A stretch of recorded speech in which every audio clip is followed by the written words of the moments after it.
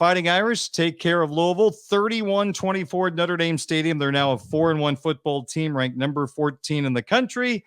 And I'm sure for Irish fans, still a lot of questions about this football team. So let's ask Tyler some of those questions. Tyler, first, just your initial thought, the way Notre Dame got up off the deck after that first kickoff was fumbled by Devin Ford. This time, they had a response, and before you knew it, they were up 21-7. Yeah, if you can score 3 touchdowns in a row after what happened there, you take that every time. That was the question that I asked Marcus Freeman in the post-game press conference too. It's just, how good do you have to feel knowing that your team can do that? Not just do that any week, but against the number 15 team in the country, against a team that beat you last year and beat you pretty badly. And nobody had beaten that Louisville team this year. I get it. They hadn't really played anybody, but you start like that, Darren, to go down 7-0 in that way. You're supposed to have the ball. And we've seen Riley Leonard do some really good things when he gets the ball first, go down, score a quick touchdown. He ends up doing that, but he has to do that to tie the game at 7-7. And then you get a turnover and you take advantage of that. You get the punt over the head, Jordan Faison booting it all the way down inside the 5, whatever you want to call that. You take advantage of that. And then all of a sudden you're up 2 scores. So it got dicey thereafter. And if you're a Notre Dame fan, that's where you're sitting there thinking, oh man, we really could have put it to Louisville, kind of in the way that Notre Dame took it to Clemson or USC in the past couple of seasons. It wasn't that type of game, but I didn't think it was going to be that type of game anyway. I thought it was going to be a scratch and claw, by any means necessary, just have more points than the opposition at the end. And that's what it was. But it only got to that point, Darren, because Notre Dame responded to the early adversity. And that was very important to see for the Irish. The goal of any offensive coordinator is to create an identity for an offense and to use the strengths of his players to create that identity. Now, I don't think Notre Dame has fully created their identity on offense yet, but I think we're starting to see Mike Denbrock use what he has. And with Riley Leonard, it is what I would call a dink and dunk passing attack. I looked it up. Of the 17 completions, only 5 of those passes were for receptions of over 7 yards.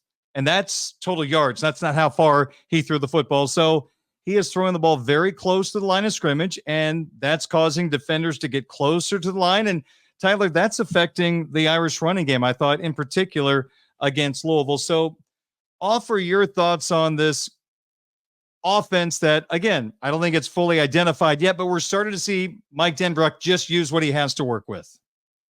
Yeah, and I honestly thought it was a decent game plan. You got Jeremiah Love involved in the passing game. I get it. Some of those, too many of those went for losses. I think he caught 5 passes. 3 of them went for losses. But if you're going to have the 32-yard touchdown, which eventually stands up as the game winner for Notre Dame, then you take that. You take the ball getting in his hands because ultimately he made a play. And then you speak of the short passes. If you're going to have the Jaden Greathouse touchdown, then you can live with every other, if you're going to throw half a dozen passes, for example, and 5 of them are going to be in that 5 to 10 yard range, but you get the Jaden Greathouse touchdown, you take it. You get the Jaden Harrison first down, I believe it was in the 4th quarter. That was a huge point in the ball game for me. 3rd down, you need to move the chains, and you're thinking, man, if we give this ball back to Louisville, we're going to be in bad shape. You move the chains, you eventually score a touchdown, you go back up 2 scores.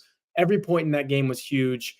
Notre Dame ends up scoring 31. I get it. They're outgained by over 100 yards in this ball game, and that's not good for the optics. That's not good for the Mike Denbrock narrative if that's the route that we're going to go down. But look, I agree with you wholeheartedly, Darren. He's using what he's got, and what he has is a running quarterback in Riley Leonard. You saw that early again. It set the tone. He was running. You'd like to see it work a little better late, but look, Louisville is also a very good defense. They keyed in on that. You listen to Jeff Brom in the postgame press conference, and you could tell that Louisville said, okay, Riley Leonard is beating us with his legs. We're going to key in on that. We're going to key in on Jeremiah Love, make him throw the ball. He did have to throw the ball a little bit, and he did enough to win if you're Notre Dame. So if you're sitting there thinking that's one of the best defenses left on the Notre Dame schedule, and you were still able to do enough in a wacky game to take advantage and win, I think it's progress. You go into the bye week saying, okay, we got by that test on offense. Let's see if we can get a little bit better now. Let's see if we can get a little more consistent. That's the key, Darren, because Marcus Freeman was asked about it in the post-game press conference. How do you get to be that team that went down there and drove 75 yards on 10 plays or whatever it was on the opening drive of the game? How do you get that more? And I think that's what Notre Dame is going to search for in the bye week and going forward against some of these other opponents.